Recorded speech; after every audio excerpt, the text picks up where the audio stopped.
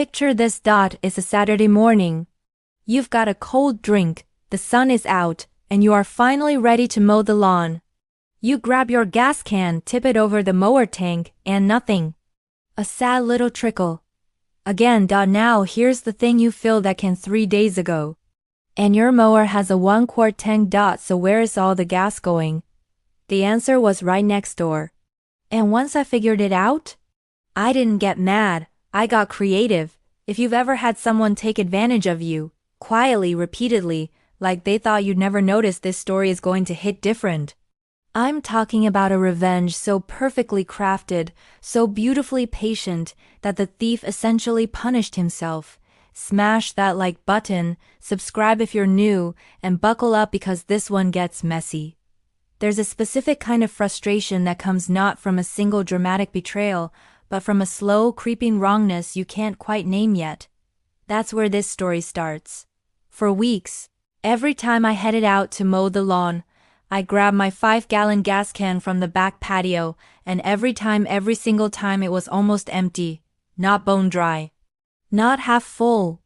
Almost empty, like someone had been helping themselves to just enough that I might chalk it up to bad memory or evaporation. At first, I thought I was losing my mind. I'm careful. I keep a tidy yard. I know how much gas I put in that can, and my mower? It's got a tiny 1-quart tank.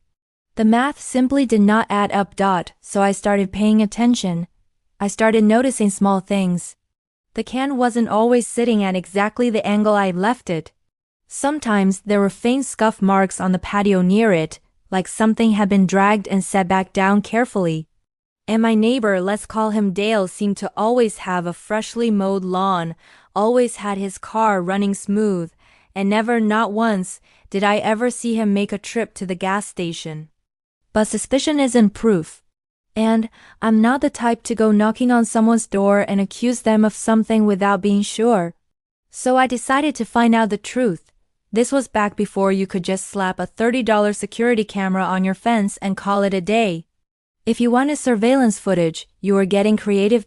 So I did what any determined, mildly tech-savvy homeowner would do. I propped my laptop near the window, angled the webcam toward the back patio, fired up motion detection software, and waited. I didn't have to wait long. I left the house, keys jangling, car backing down the driveway, and what did the software catch? 5 minutes. 5 minutes. After my car disappeared around the corner, there was Dale, cool as you please, walking through my backyard like he owned it, picking up my gas can and helping himself, not once. The footage showed this wasn't a one-time thing. This was a routine. I sat there watching the playback, and I felt something settle in my chest. Not rage exactly. Something colder, quieter, the feeling of a decision being made. Dale, I thought to myself, you just made a very costly mistake. Now, let me be clear. I am not a confrontational person by nature. I don't like drama. I don't like conflict. What I do like is justice. Specifically the kind that's self-executing, poetic, and leaves absolutely no fingerprints. So here's what I did. Over the next week, every time I needed to use the bathroom, I didn't. Well, I did, just not where you'd expect. That 5-gallon gas can became my personal contribution to the circular economy. Day after day, I made my deposits. Now before you make a face, let me tell you something interesting about urine and gasoline. The smell of a gas can that's been in the sun, stored in a garage, sitting on a patio, is strong enough to mask a lot. Especially if you're not exactly sniffing it before you steal it. Especially if you're just grabbing it and going, confident and careless the way only a man who's never been caught can be. Within a week that can was full. And it smelled just enough like it always had. The trap was ready. Here's where it gets fun. I needed Dale to take the bait. I needed him to want to steal from me one more time, and I needed him to feel confident doing it. So I gave him a show. I walked out to my car in the driveway and made a big production of checking the oil, peering under the hood, slamming it shut with the satisfied nod of a man about to go on a long trip. I hauled a couple of bags out to the trunk. I let the screen door bang behind me a few extra times. I made sure to glance over toward Dale's yard at just the right moment. Not suspiciously, just neighborly, the way you do when you want someone to notice you're leaving. Then I drove away. I made it about 4 miles down the road, pulled into a parking lot, and waited exactly 1 hour. Then I turned around and drove home. I turned onto my street, and there he was, Dale in his front yard, bent over his lawnmower like a man engaged in Mortal Kombat. He was yanking that starter cord with everything he had, arm back, full body weight, rope snapping taut, and the mower wasn't starting.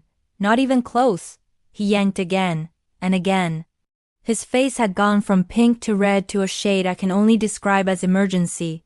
I pulled into my driveway slowly, stepped out of the car, stretched like a man without a care in the world, and watched him from behind my sunglasses. He didn't notice me. He was too busy having what appeared to be a one-sided argument with a lawnmower.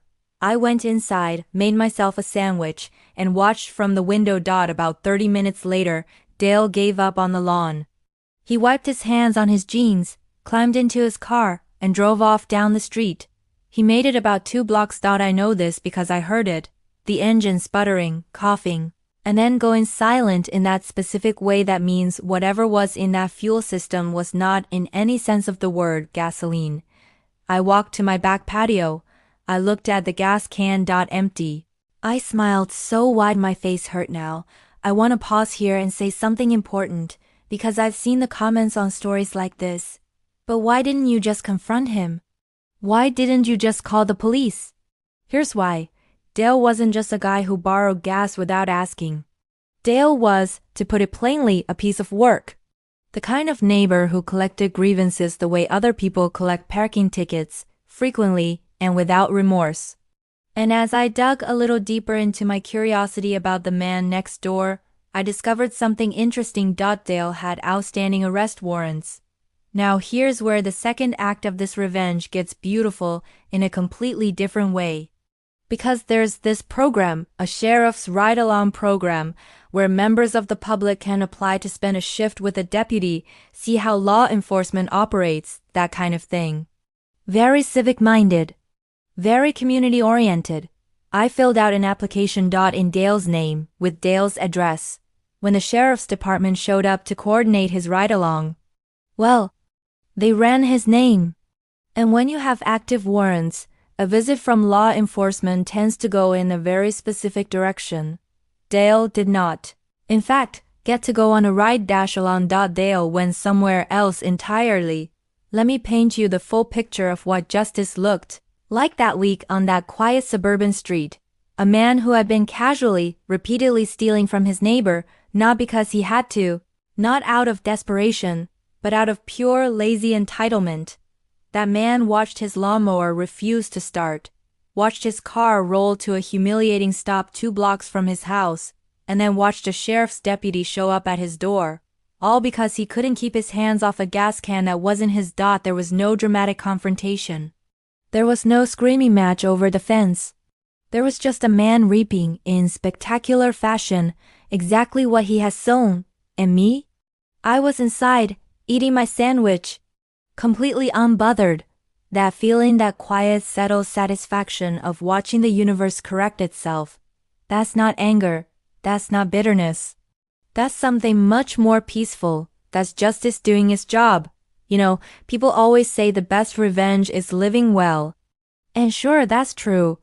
But sometimes, the best revenge is a full gas can, a little patience, and a bladder with a sense of humor. Dale didn't just lose his lawnmower that afternoon. He lost his car, his freedom, and whatever remained of his dignity all in the same day. Not because anyone hunted him down, but because he never stopped to think that the people he underestimated might be watching. They were always watching. If this story made you laugh, cringe, and pump your fist all at once, you know what to do. Smash that like button. Drop a commenting. What the most satisfying revenge you've ever witnessed or pulled off yourself? I read every single one. And if you want more stories of karma, justice, and the beautiful art of letting people destroy themselves, subscribe. Because there are plenty more where this came from. See you in the next one.